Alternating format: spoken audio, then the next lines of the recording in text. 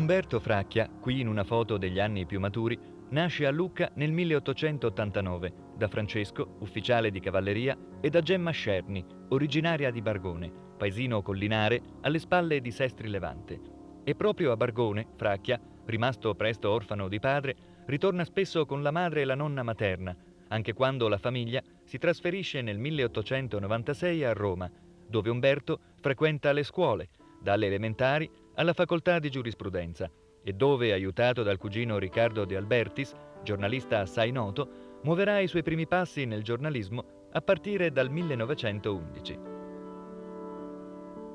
Già prima, però, ancora bambino, collabora con brevi racconti al Giornale di Viaggi e Avventure, che si pubblica a La Spezia, e più tardi, nel 1908, pubblica a sue spese a Roma il primo libro, la raccolta di novelle di Gusto D'Annunziano intitolata Le Vergini, seguito 2 anni più tardi da un nuovo volumetto, La favola dell'innocenza, una curiosa fantasia drammatica ancora ispirata al modello d'Annunziano.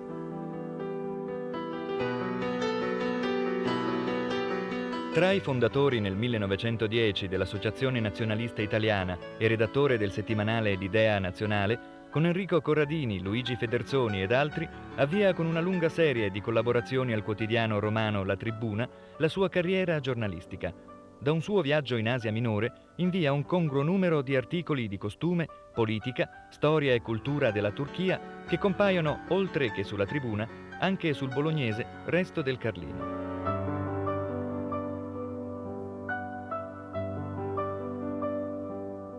L'impegno giornalistico non riduce il suo interesse per la letteratura, che nel 1912 lo porta a fondare con Arturo Nofri, Teofilo Valenti ed altri la rivista Lirica, che si propone il superamento di tutte le mode, compresa quella d'Annunziana, che tanto aveva influenzato i primi scritti di Fracchia, a vantaggio di una letteratura pura e direttamente aderente ai moti dell'animo. Nel 1913 si conclude la generosa avventura di Lirica e si apre la carriera di Fracchia, traduttore dal francese alle prese col pedante Gabbato e altri scritti comici di Cyrano de Bergerac, cui segue, l'anno successivo, la versione da La leggenda e le eroiche, allegre e gloriose avventure dell'Eulenspiegel, del belga Charles de Coster, al termine della quale afferma ad indicare il mutamento dei propri orientamenti estetici: ho appena finito di tradurre il Till Eulenspiegel di Charles de Coster e di buttare dalla finestra, forse sì, forse che no, di Gabriele D'Annunzio. Su L'Idea Nazionale, divenuto nel frattempo quotidiano, Fracchia espone le ragioni del suo interventismo, che nel 1915 lo induce ad arruolarsi più per ragioni ideali che politiche. Divenuto nel 1916 tenente di artiglieria addetto alla difesa antiaerea di Venezia, e questa esperienza gli detta le pagine del volumetto per la difesa di Venezia, che uscirà nel 1917 nella collezione La Marina Italiana nella guerra europea, nella città lagunare conosce la crocerossina toscana Bruna Luciani, che sposa poco dopo, quando viene trasferito a Roma. Di qui viene spesso inviato in Grecia ed in Albania, per seguire e raccontare in articoli giornalistici le operazioni della nostra Marina nel mare Egeo. E anche questa esperienza pone le premesse per un prossimo volumetto, Venizelos contro lo Stato d'Atene. Conclusa l'esperienza militare e apparendogli il presente, dopo la guerra simile al deserto e l'avvenire come una tenebrosa nuvola, Fracchia riprende nella primavera del 1919 la sua attività giornalistica sull'Idea Nazionale, dove per oltre 2 anni tiene la rubrica Cronache letterarie, dedicata alle recensioni delle novità e ad argomenti generali di cultura, nei quali esprime la propria condanna per le avanguardie, il futurismo, la poesia priva di norme metriche, i romanzi di consumo, ed approva invece la bella scrittura, improntata alla nostra migliore tradizione e vivificata dall'apporto inventivo dell'autore. Mettendo in pratica questi principi, Fracchia pubblica nel 1921 il suo primo romanzo, Il perduto amore, già iniziato nel 1914, interrotto per la guerra e ripreso nel 1920. Fondata nel frattempo la rivista dedicata al cinema in penombra, dopo aver esordito come regista cinematografico, e creata la nuova casa editrice La Nuova Libreria Nazionale, Fracchia diviene personaggio di sempre maggiore spicco nella vita culturale nazionale ed è a lui che si rivolge l'editore Arnoldo Mondadori quando intende riorganizzare ed ampliare la sua attività. Nel febbraio 1921, come risulta dalla scrittura privata qui riprodotta, Fracchia viene nominato direttore editoriale della casa editrice Mondadori. Trasferitosi a Milano, Fracchia svolge inoltre intensa attività di critico teatrale sul locale quotidiano Il Secolo, che legato anch'esso a Mondadori, tenta di rivaleggiare col Corriere della Sera. Davvero infaticabile, Fracchia non trascura nemmeno la propria attività narrativa e nel 1923 pubblica, naturalmente presso Mondadori, il suo secondo romanzo, Angela, ricco di personaggi e di vicende avventurose che ruotano attorno alla storia ambientata in una città di mare assai simile a Genova. Il successo riportato da Angela non distoglie Fracchia né dai sempre più pressanti compiti direttivi alla Mondadori, né dalla sua intensa attività di critico teatrale, ora sempre più estesa anche al di là dei confini nazionali, per la rubrica Orizzonti del Teatro Europeo, redatta anch'essa su Il Secolo di Milano.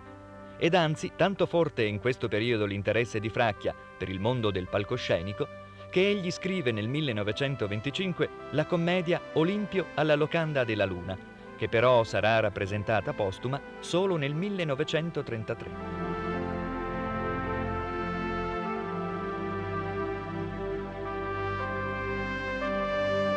Nel 1925 Fracchia pubblica la raccolta di 6 racconti nel volume Piccola gente di città, uscito naturalmente da Mondadori, al quale, secondo un preciso accordo contrattuale, lo scrittore è impegnato a fornire almeno un suo volume inedito ogni anno.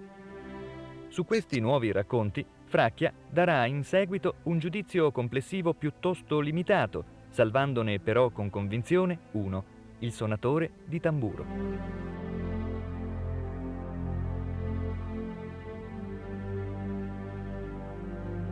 Anche con quest'opera, Fracchia si conferma dunque nel 1925 come uno dei personaggi di maggior rilievo della vita culturale italiana, critico teatrale tra i più prestigiosi ed informati, anche a livello europeo, direttore di una tra le più importanti case editrici nazionali, affermato narratore e traduttore. I tempi gli appaiono maturi per tentare di portare a compimento un ambizioso progetto, al quale stava pensando da tempo: la fondazione di un grande periodico settimanale di buona divulgazione culturale. Il progetto di Fracchia giunge a realizzazione nel dicembre del 1925, quando esce il primo numero della settimanale La Fiera Letteraria, ideato, fondato e diretto appunto da Umberto Fracchia.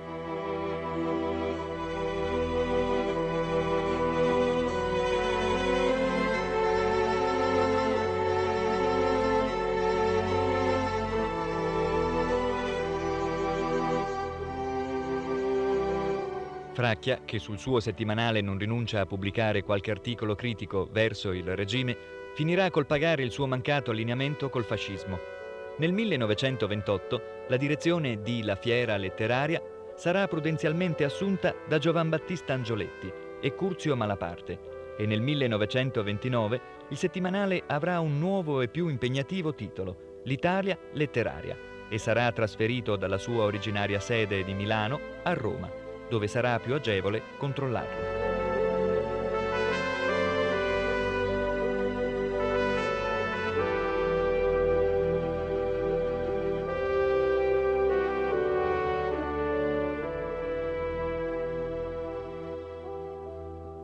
Abbandonata già nel 1925 al momento della fondazione della fiera, la casa editrice Mondadori, per ragioni di correttezza, e nel 1926 la critica teatrale sul quotidiano milanese Il Secolo, Fracchia cerca sempre più spesso sollievo alla sua incessante attività nella quiete della campagna di Bargone, dove ora torna con maggiore assiduità nei momenti di riposo e dove si propone di stabilirsi meno occasionalmente. E qui, seguendo da vicino la vita dei contadini e approfondendo la sua conoscenza dell'ambiente naturale, trae ispirazione per una serie di racconti di campagna che pubblica sulla terza pagina del Corriere della Sera,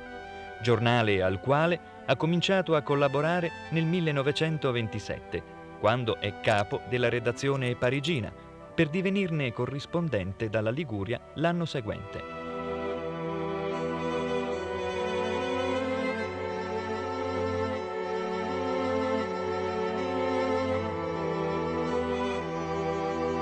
A Bargone, Fracchia torna ora sempre più spesso, pur continuando a seguire le sorti del settimanale da lui fondato e mantenendo stretti rapporti con i maggiori personaggi dell'ambiente culturale italiano, che spesso salgono al paesino dell'Appennino Ligure, non meno dei giovani e ancora sconosciuti scrittori, come Giovanni Descalzo, cui è indirizzata la lettera qui riprodotta, che Fracchia volentieri ascolta ed incoraggia. Nella quiete di Bargone si dedica con maggiore impegno e concentrazione alla narrativa e nel 1930 appare, sempre presso Mondadori, un suo nuovo romanzo, La Stella del Nord, ancora ambientato in un vivace mondo favoloso e ricco tuttavia di consistenti tracce di personaggi e paesaggi della Liguria. Nel corso di uno dei frequenti soggiorni a Roma per seguire l'Italia letteraria, Fracchia muore improvvisamente nel dicembre 1930. L'anno seguente, omaggio doveroso ad uno dei maggiori protagonisti delle vicende culturali italiane degli anni '20 e a lungo sinceramente rimpianto per le sue alte capacità, Mondadori pubblica il volume Gente e scene di campagna, che raccoglie i 21 racconti ispiratigli negli ultimi anni da Bargone, il suo luogo dell'anima dove ha voluto essere sepolto.